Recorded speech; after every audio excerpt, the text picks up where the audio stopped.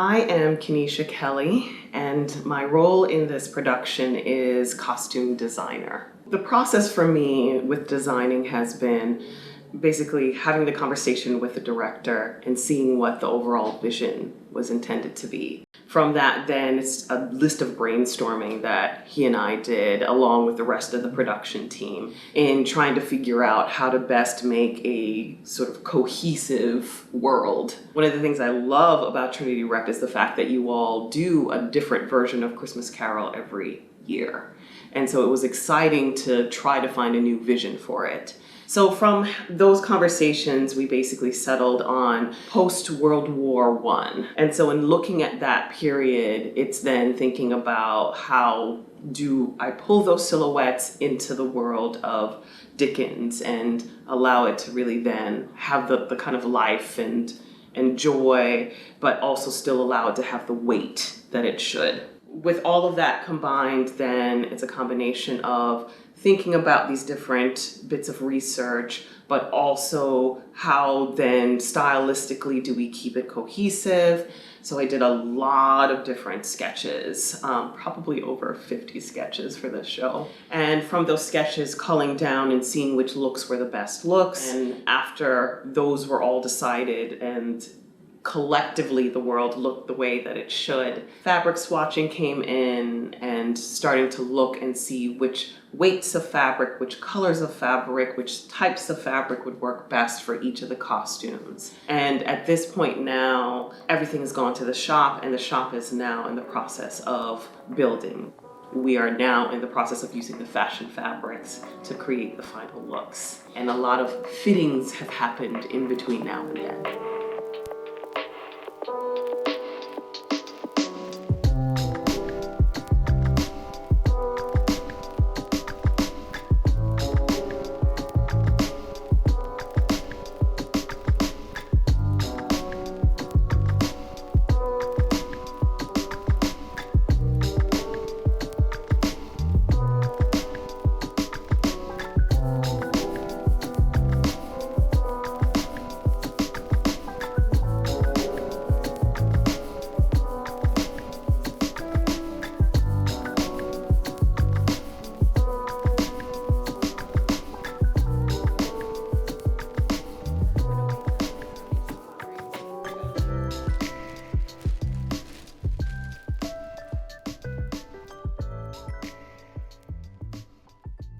So this is our show binder for the show for Christmas Carol, and we have a lot of our important images that then we make notes on. These are Kenisha's renderings, and she's also put some of some virtual swatches.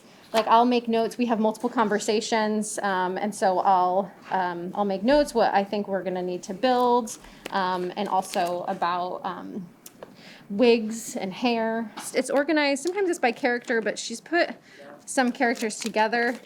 So I almost organized it by scene or like the Cratchit family.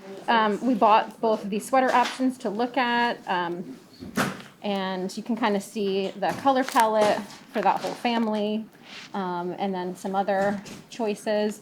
We ended up not building this. We're purchasing and pulling. We get the renderings. We decide what we already have in our stock, which is free, which is great, that we'll try. If we know, if it's something that we can buy, we'll try to do that. And then if neither of those options are available, then we build it.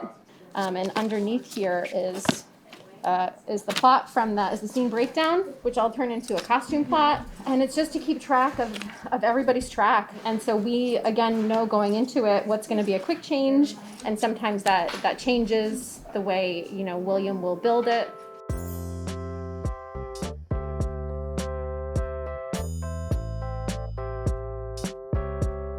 So then it's really thinking about the main characters and some of the secondary characters and those personality traits and how they can come through in the clothing. Making sure that I'm supporting not only the character, but also the performers. So it's a combination of looking at each of the performers and their tracks throughout the play, and it's usually a list of 5 or 6 for each of the performers. My deadlines really started in mid-August.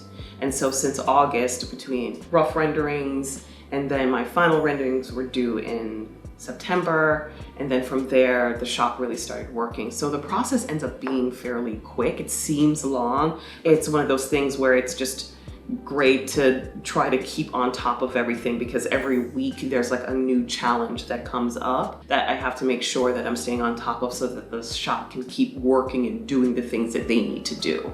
So I ended up looking at a lot of paintings from the period, but I also looked at just a list of architecture and forms to really think about the style of the period, along with then inspiration for color. So the process in designing and creating the ghosts, you really just have to think about how to create each of these different periods. With the Christmas past, how far in the past do you go? And the conversations that I had with the director was basically, something that felt feminine and motherly and beautiful and statuesque. We were able to create this kind of a Greek goddess of sorts, which I think, especially for the performer that is playing the role, it's going to be a great thing for her to embody and really get into.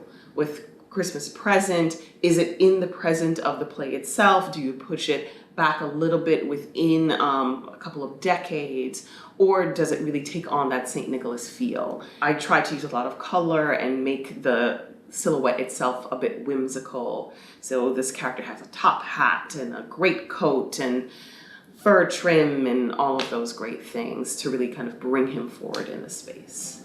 And with Christmas future, it's then how and what does that future look like? Should it be ominous and a bit scary? We ended up having it be an embody of all of the performers. And so it'll be fun to see how that really has transpired.